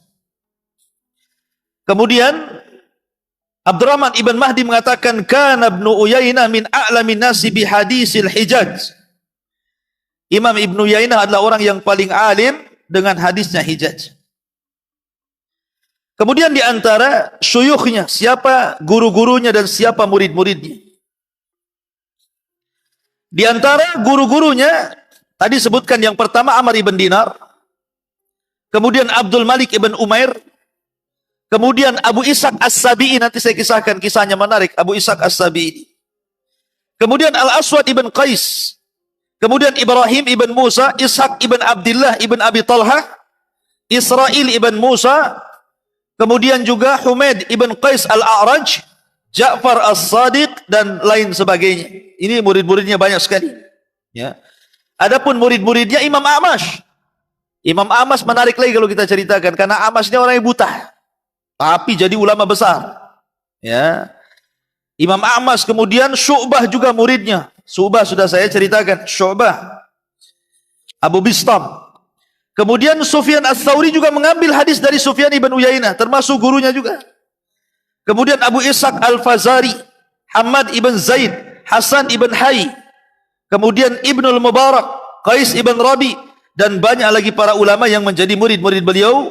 Dia ulama dunia, melahirkan ulama dunia. Ulama dunia yang melahirkan ulama dunia ini Sufyan Ats-Tsauri ini. Ma'asyiral muslimin yang dimuliakan Allah Azza wa Jalla. Baik, kita akan cerita beberapa kisah dari perjalanan hidupnya. Ma'asyiral muslimin yang dimuliakan Allah Subhanahu wa taala. Pertama, kisah dengan Khalifah Harun Ar-Rasyid. Jadi suatu ketika Sufyan ibn Uyainah ini sedang tawaf, dan dia orang yang paling banyak melaksanakan haji. Sufyan ini gak kehitung, karena ya orang Mekah, ya wajar lah ya. Jadi ketika tawaf, rupanya di belakang dia ada Khalifah Harun Ar-Rasyid, sedang tawaf juga. Sufyan ibn Uyainah tidak tahu kalau itu Harun Ar-Rasyid, tapi Harun Ar-Rasyid tahu dia Sufyan ibn Uyainah. Itulah ulama. Kadang-kadang kita nggak kenal dia, dia kenal kita, gitu kan. Jadi suatu ketika Harun Ar-Rasyid ini ketika selesai tawaf langsung ditepuk bahunya dan mengatakan, "Ata'rifuni ya ibn Uyainah? Apakah kau kenal siapa aku?" Gitu ya. Sufyan ibn Uyainah tidak kenal, padahal khalifahnya itu Harun Ar-Rasyid, gitu ya. Kata Harun Ar-Rasyid, "Ana Harun Ar-Rasyid. Saya Harun Ar-Rasyid." Nah, terus kalau kamu Harun Ar-Rasyid mau apa? Ya. Artinya ini kemudian terjadi dialog sampai akhirnya kata Harun Ar-Rasyid, "Ya ibn Uyainah, bagaimana kalau seandainya kamu datang kepadaku, kau ajari aku dan seluruh keluargaku dan anak-anakku. Bagaimana kalau seandainya kau datang kepadaku, kau ajari aku, ajari anak-anakku dan keluargaku." Katanya Sufyan ibn Uyainah, "Ya Khalifah, mustahil, tidak mungkin. Karena Allah Subhanahu wa taala berfirman, qala Allah Azza wa Jal, wala tarkanu ila alladhina zalamu fatamassakumun nar." Janganlah kalian condong kepada orang-orang zalim, nanti disentuh api neraka. Jadi Harun Ar-Rasyid dianggap zalim sama Sufyan Ats-Tsauri ini. Sufyan ibn Uyainah ini kan itu. Jangan seseorang itu menyandarkan diri kepada orang-orang zalim, nanti neraka menyentuh dia, katanya. Enggak mau. Ya. Karena Sufyan ibn Uyainah itu tidak mau ada kebaikan dari penguasa. Makanya ketika ditawarkan Harun Ar-Rasyid uang yang banyak dan akan diberikan tiap bulan, dia menolak, tidak mau. Tidak mau. Dia mencukupkan dengan kiriman dari siapa? Abdullah ibn Mubarak. Tidak mau dia. Berani dia menasihati penguasa. Afdalul jihad kalimatul haq inda sultani al-jair. Padahal Harun Ar-Rasyid kan khalifah luar biasa, ikhwan. Bukan khalifah kaleng-kaleng, dia ulama pos khalifah kan itu ya. Tapi Sufyan ibn Uyainah membacakan ayat itu seolah ingin memberikan nasihat kepada sang khalifah. Ma'asyiral muslimin yang dimuliakan Allah Azza wa Jalla, artinya seseorang ulama tidak boleh bersandar kepada penguasa. Kalau penguasa itu penguasa zalim, tidak boleh. Kita boleh taat kepada penguasa dalam hal yang ma'ruf. Tapi hal-hal yang tidak ma'ruf, yang bermaksiat kepada Allah, la ta'ata li makhlukin fi maksiatil khaliq, tidak boleh. Kemudian kisah yang kedua tentang Sufyan ibn Uyainah. Disebutkan oleh Ahmad ibn Nadhr al-Hilali. Jadi suatu ketika aku mendengar dari bapakku. Dia berkata, kemudian dakhala masjid. Fakana ahlul majlisi tahawanu bihi li sighari sinni. Jadi suatu ketika kuntu fi majlisi Sufyan ibn Uyainah fa nadhara ila as-sabi dakhala al-masjid. Katanya Ahmad ibn Nadhr al-Hilali, aku mendengar bapakku bercerita, kuntu fi majlisi Sufyan ibn Uyainah, dan majelisnya Sufyan ibn Uyainah sudah saya katakan banyak santrinya. Kalau ulama itu mungkin ada 100.000, 200.000 orang yang ngaji. Ini gak terhitung saking banyaknya. Masjidil Haram tuh berjubel orang yang ngaji sama Sufyan ibn Uyainah. Karena satu-satunya ulama yang dipanjangkan usia, dan ulama di sezaman dia meninggal dunia dan dia masih hidup. Jadi katanya Ahmad ibn Nadhr, Sufyan ini nadhara ila sabi, dia melihat kepada anak kecil dakhala al-masjid. Ada anak kecil masuk ke masjid dan dia sedang berada di majlis ilmu. Kemudian fakana ahlu majlis tahawanu bihi li sighari sinni. Lah orang-orang yang hadir di situ itu merendahkan anak kecil ini. Namanya yang ngaji antum-antum gitu. Rupanya si Said di sini pula duduk dia gitu ya. Antum kan udah tua tuh, Said masih kecil gitu. Jadi pandangan antum nih kepada Said, ngapain lah si Said tuh kecil-kecil di sini, kan itu bahasanya kan. Main-main gitulah. Kamu belum waktunya belajar gitu. Maka ketika manusia melirik kepada anak kecil yang baru datang itu, yang duduk itu, dan mereka meremehkan anak itu, faqala Sufyan, maka Sufyan mengatakan, kadzalika kuntum min qablu famannallahu alaikum. Dia bacakan ayat surah An-Nisa ayat 94. Kadzalika kuntum min qablu, begitulah kalian sebelum sekarang jadi dewasa-dewasa ini kan. Famannallahu alaikum, maka Allah berikan karunia kepada kalian. Ingat, jangan meremehkan anak kecil, kalian juga pernah kecil masalahnya. Pernah kecil. Bahkan yang kecil itu siapa tahu nanti dia jadi ulama besar. Kemudian Sufyan ibn Uyainah menceritakan dirinya. Kata Sufyan ibn Uyainah, ya Nadhr, lau ra'aitani, kalau engkau melihat dulu aku ketika belajar kepada siapa? Amr ibn Dinar. Ketika itu wali asyara sinin, usiaku masih 10 tahun, teman-temanku sudah tua. Kemudian sementara tuli khamsata ashbar, tinggiku 5 jengkal. Nah, 5 jengkal. Tinggiku 5 jengkal. Dulu aku 10 tahun, tinggiku 5 jengkal, katanya. Kemudian wa wajhika dinar, wajahku seperti uang dinar, bulat. Masih bulat. Dia mengisahkan dirinya gitu ya. Kemudian thiyabi sighar, pakaianku kecil pendek. Mami qisar, kemudian imamahku juga pendek gitu kan. Wa na'lika adanil fa, kemudian kedua sandalku seperti telinga tikus. Jadi dia dikisahkan kisah, dulu aku masih 10 tahun, ya kan, tinggiku pun 5 jengkal, gitu dia bilang. Pakaianku masih pendek, imamahku juga pendek, kemudian sandalku seperti telinga tikus. Jadi dijelaskan tuh, terus disifatkan. Kemudian walakin, akan tetapi, aku datang ke majlis Zuhri, aku datang ke majlis Amr ibn Dinar, wal an kama ra'aitumuni, dan sekarang kalian bisa lihat aku sekarang ini. Artinya apa? Jangan remehkan anak-anak gitu. Jangan remehkan anak-anak. Terkadang kita tidak tahu anak itu punya potensi yang kelak menjadi ulama besar, kelak jadi menteri, kelak jadi presiden, kelak jadi macam-macam. Kita tidak tahu gitu ya. Maka seorang guru, seorang ustadz, jangan pernah meremehkan satu pun dari thalabatul ilmi. Ya, di Jabaludi kan banyak nih santri. Jangan satu pun diremehkan. Mungkin yang satu nakal, yang satu baik, yang satu senyum, yang satu gimana. Samakan semuanya. Karena mereka punya kelebihan dan kekurangan. Gitu. Maksudnya, bagaimana di sini Sufyan ibn Uyainah mendidik, begitulah seorang guru mendidik murid-muridnya. Bahkan Sufyan ibn Uyainah suatu ketika mimpi, ra'aitu ka'anna asnani saqatat. Aku melihat seolah gigi-gigiku lepas dalam mimpiku itu. Jadi dia mimpi, dalam mimpinya giginya rontok. Giginya rontok gitu. Kemudian fadzakartu dzalika li Zuhri. Cobalah aku bertanya kepada Imam Zuhri soal mimpiku ini. Ya. Artinya boleh kita bertanya kepada orang yang memang bisa mentakwil mimpi. Kalau tidak, jangan.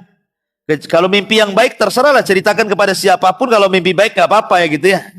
Tapi kalau mimpi buruk, jangan diceritakan. Kecuali memang kepada orang yang ahli takwil. Karena Rasulullah yang melarang tidak boleh menceritakan itu.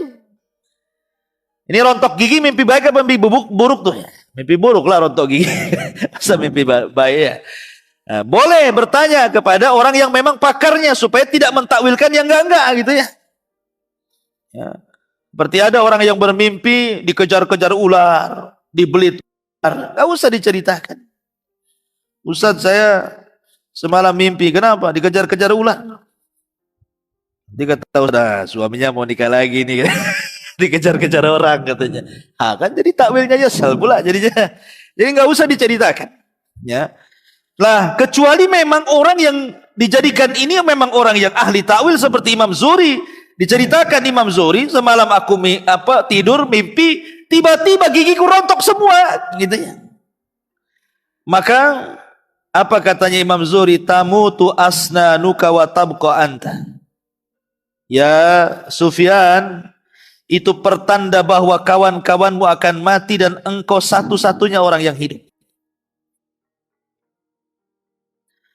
Ketika kemudian Sufyan ibn Uyainah sudah menua, satu persatu Sufyan ibn Ats-Tsauri meninggal dunia. Ya, kemudian Imam Zuhri meninggal dunia, Syu'bah meninggal dunia, semua meninggal dunia. Baik gurunya atau akronnya, kawan-kawan sebayanya. Maka ketika semua meninggal, dia masih hidup, usianya panjang. Maka dia satu-satunya ulama dunia kala itu. Itulah Sufyan ibn Uyainah rahimahullahu ta'ala. Ma'asyiral muslimin yang dimuliakan Allah Subhanahu wa taala. Kemudian di antara kisah lain bahwa beliau itu dikenal dengan zuhudnya. Jadi Sufyan ibn Uyainah adalah alimin ulama'i zuhud, termasuk ulama yang paling zuhud di zamannya. Sekali lagi, dia tidak meminta sesuatu kepada siapapun kecuali dari siapa? Dari Abdullah ibn Mubarak. Sampai suatu ketika khalifah dipegang Abu Ja'far Al-Mansur. Abu Ja'far Al-Mansur ini baik sama ulama sebenarnya. Dia banyak mengirim pengawalnya untuk membawa uang banyak diserahkan kepada para ulama. Nah, suatu ketika Sufyan ibn Uyainah ini menerima, padahal sebenarnya dia nggak mau. Dengan terpaksa dia, karena ada hajat, ada kebutuhan, dia diambil tuh uang dari penguasa Abu Ja'far itu. Subhanallah, setelah kemudian beberapa hari setelah mendapatkan uang itu dan sudah habis, dia selalu menangis. Selalu menangis. Sampai-sampai kemudian dikatakan oleh murid-muridnya, "Wa ma yubkika ya imam?" Apa yang membuat Anda menangis wahai imam? Maka dia mengatakan, "Tadzakkartu kisan minal khulafa." Aku teringat dengan satu bungkus yang isinya dinar dari khalifah. Ini yang membuat hilang kelezatan dalam ibadahku. Ini yang membuat hilang kelezatan dalam ibadahku. Kenapa? Sebenarnya tidak ada masalah secara hukum. Pemerintah ngasih gaji lah seperti kan, tidak ada masalah kan gitu secara hukum. Tetapi karena zuhud baraknya, memang dia tidak mau minta-minta. Dia hanya mencukupkan pemberian dari Abdullah ibn Mubarak saja. Ma'asyiral muslimin yang dimuliakan Allah Azza wa Jalla. Kemudian juga Dalam riwayat yang lain, ada kisah yang menarik bahwa Sufyan ibn Uyainah ini suatu ketika, dia berjalan dengan teman-temannya. Apa kata dia? Qala rajulun, kuntu amsi ma'as Sufyan ibn Uyainah. Aku suatu ketika berjalan-jalan dengan Sufyan ibn Uyainah. Idh atahu sa'il, tiba-tiba datang pengemis. Minta-minta. Ya. Minta-minta. Dan kalau antum tahu pengemis Yaman itu, sebelum minta doa dulu. Allah yaftah alaik. Allah yuwasi' rizq.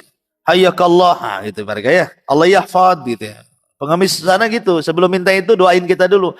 Semoga Allah memanjangkan usiamu, semoga Allah menjagamu, semoga Allah meluaskan rezekimu, semoga Allah begini. Setelah doa baru minta. Ada uang enggak? Saya minta gitu. Tuh pengemis Yaman begitu. Kalau pengemis kita minta dulu. Kalau dikasih, oh mudah-mudahan. Oh. Kalau enggak dikasih, pak kata. Gitu ya.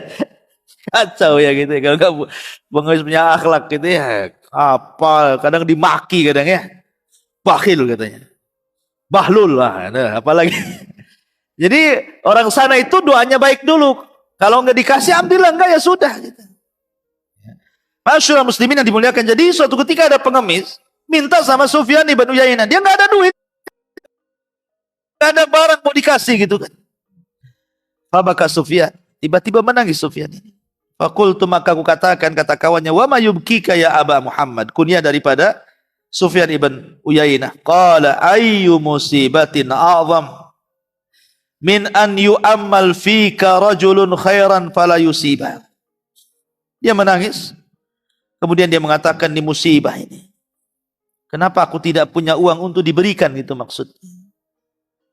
Harusnya saya punya uang, saya punya benda, minimalnya aku kasihlah dia itu. Jangan sampai tidak dikasih.